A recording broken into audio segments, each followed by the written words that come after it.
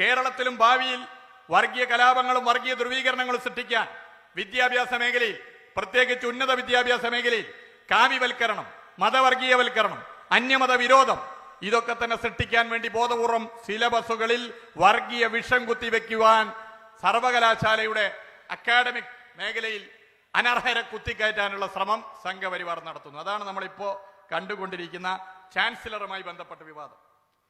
രാജ്യത്തിന്റെ ഭരണഘടനയനുസരിച്ച് ഗവർണർ സംസ്ഥാനത്ത് ഭരണഘടനാ തലവനാണ്. എന്നാൽ ഗവർണർക്ക് ഭരണനിർവഹണ അധികാരമില്ല എന്നുള്ളതാണ് യാഥാർത്ഥ്യം.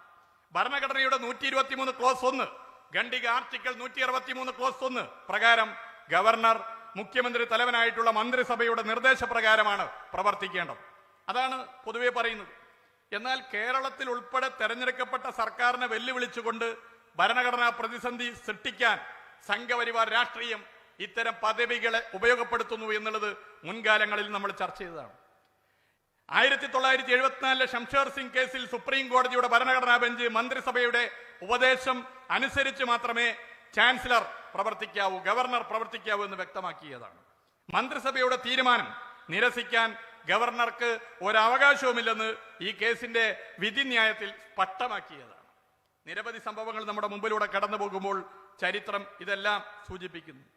ഭരണഘടനാ നിർമ്മാണ സഭയിൽ അംബേദ്കർ ഗവർണർ പദവിയെക്കുറിച്ച് പറഞ്ഞത് ഞാനിവിടെ സൂചിപ്പിക്കാൻ ആഗ്രഹിക്കുന്നു. The governor under the constitution has no functions which he can discharge by himself. No functions at all. While he has no functions, he has certain duties to perform.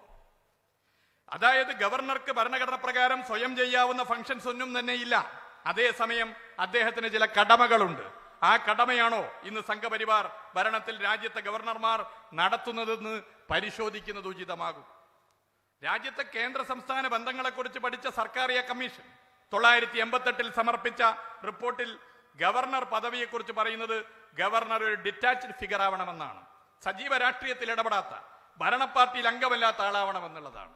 ഞാൻ ഇന്ന് കേരളത്തിന്റെ ഗവർണറുടെ ചരിത്രവും രാഷ്ട്രീയ പശ്ചാത്തലവും ഒന്നും തന്നെ വിശദീകരിക്കാൻ ആഗ്രഹിക്കുന്നില്ല. അതിൽ നിങ്ങൾക്ക് എല്ലാവർക്കും ഒരുപോലെ അറിയുന്ന കാര്യങ്ങളാണ്. പക്ഷെ ആകെ ഉണ്ടാവുന്ന സംശയം നിരവധി പാർട്ടികളിൽ പ്രവർത്തിച്ചത് കൊണ്ട് ഏത് പാർട്ടിയിലാണ് കൂടുതൽ കാലം പ്രവർത്തിച്ചതെന്നുള്ള സംശയമാകും. അതെന്തായാലും ഓരോരുത്തരും സ്വയം മനസ്സിലാക്കി മുന്നോട്ട് പോകുന്നത് നല്ലതാണ്. ഇപ്പോൾ എങ്ങനെ നിലനിൽക്കുന്നു, ഏത് രാഷ്ട്രീയത്തെ പ്രദാനം ചെയ്യുന്നു എന്നുള്ളതും നമുക്ക് അറിയാവുന്ന കാര്യമാണ്.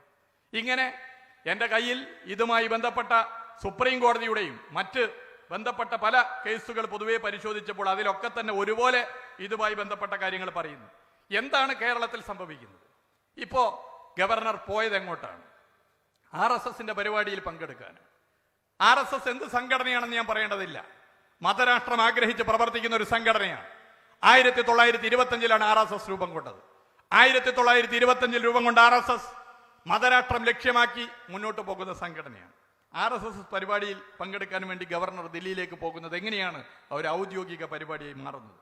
കേസരി സൗത്ത് കോൺക്ലേവ് പരിപാടിയാണ് ഗവർണറുടെ മുഖ്യ പരിപാടി എന്ന് മാധ്യമങ്ങളിലൂടെ മനസ്സിലാക്കാൻ വേണ്ടി സാധിച്ചു.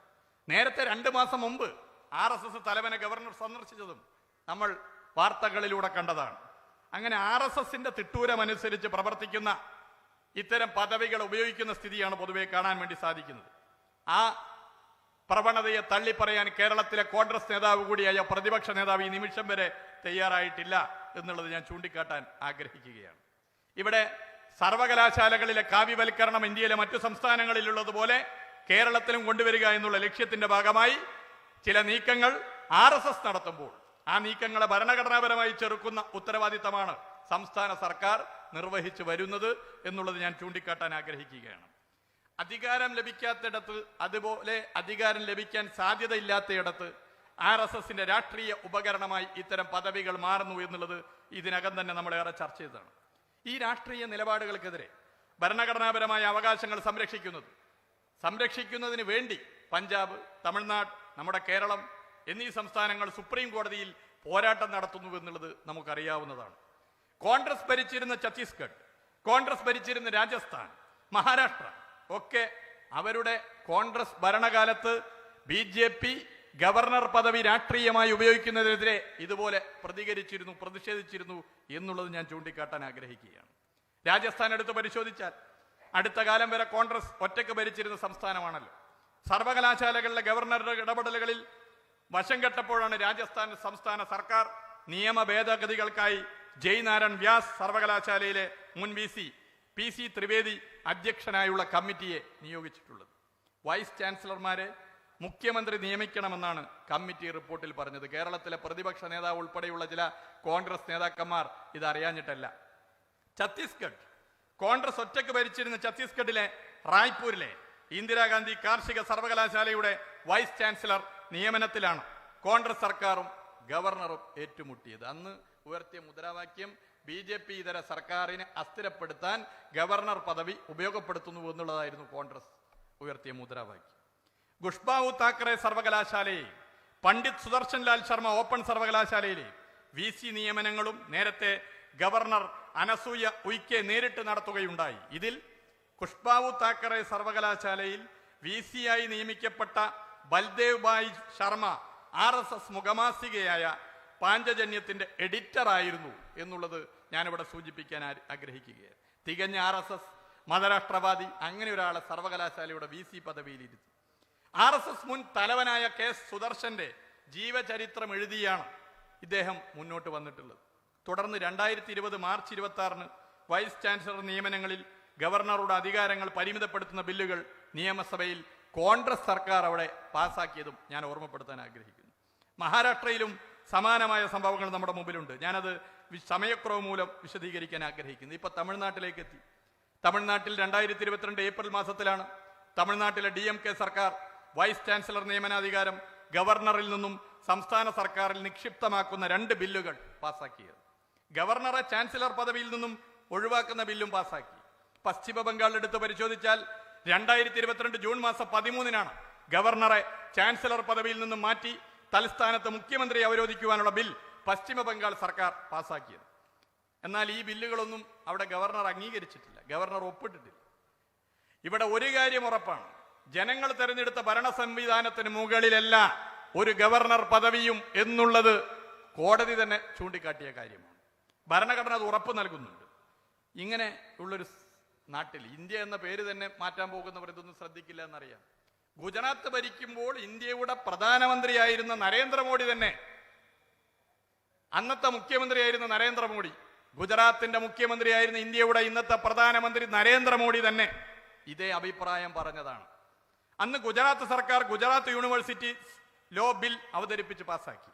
ബില്ലിൽ സർവകലാശാലയിലെ വൈസ് ചാൻസലർ നിയമനങ്ങളിൽ ഗവർണർക്കുള്ള അധികാരം വെട്ടിച്ചുരുക്കി. ഈ ബില്ല് ഗവർണർ കോൺഗ്രസ് നോമിനിയായ കമല ബേനിവാൽ തിരിച്ചയച്ചു. അന്ന് 2 UPA ഗവൺമെന്റ് ആയിരുന്നു. ആ ബില്ലാണ് പിന്നീട് തിരിച്ചയച്ചത്. 2015 ചുമതലയേറ്റ ഗവർണർ OP കോഹ്ലിയാണ് പിന്നീട് ഈ ബില്ലിൽ ഒപ്പിട്ടത്. അപ്പോ ഇന്നത്തെ പ്രധാനമന്ത്രി അന്ന് മുഖ്യമന്ത്രിയായപ്പോ ഇതേ നിലപാടാണ് സ്വീകരിച്ചിട്ടുള്ളത് എന്നുള്ളത് ഞാൻ ചൂണ്ടിക്കാട്ടാൻ ആഗ്രഹിക്കുക. ഇതൊന്നും അറിയാത്തവരല്ല ഇവിടുത്തെ കോൺഗ്രസ് നേതൃത്വവും BJP നേതൃത്വവും. ഇത് പൊതുവേ നമ്മൾ ചരിത്രം പരിശോധിച്ചാൽ ഇതുപോലെ സമാനമായ ഒട്ടേറെ സംഭവങ്ങൾ നമ്മുടെ മുമ്പിലുണ്ട്. 2 UPA ഗവൺമെന്റിന്റെ കാലത്തുള്ള MM പൂഞ്ചി കമ്മീഷന്റെ റിപ്പോർട്ട് ഇത് അടിവരയിട്ട് പറയുന്ന കാര്യമാണ്. ഞാൻ വളരെ വിശദമായ റിപ്പോർട്ടായതുകൊണ്ട് അതിലേക്ക് കടക്കുന്നില്ല.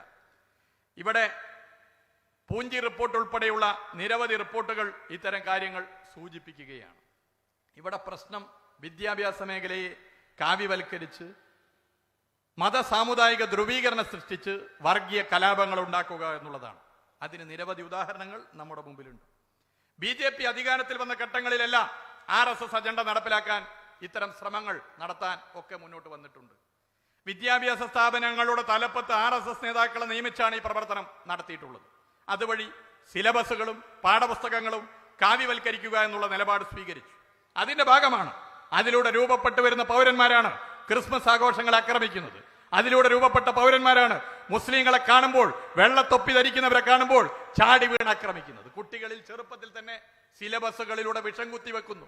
ഉന്നത വിദ്യാഭ്യാസ മേഖലയിൽ ചരിത്രം തിരുത്തി എഴുതുന്നു. അതിന്റെ ശ്രമമാണ് ഇവിടെ ചാൻസലർ പദവി ഉപയോഗപ്പെടുത്തിക്കൊണ്ട് RSS നടത്തിക്കൊണ്ടിരിക്കുന്നത്. ആ ശ്രമത്തിനെതിരെ ഒരക്ഷരമിണ്ടാൻ കേരളത്തിലെ കോൺഗ്രസ് നേതൃത്വം തയ്യാറായോ? ആ ശ്രമത്തിനെതിരെ ഒരക്ഷരമിണ്ടാൻ കേരളത്തിലെ UDF മറ്റു കക്ഷികൾ തയ്യാറായോ?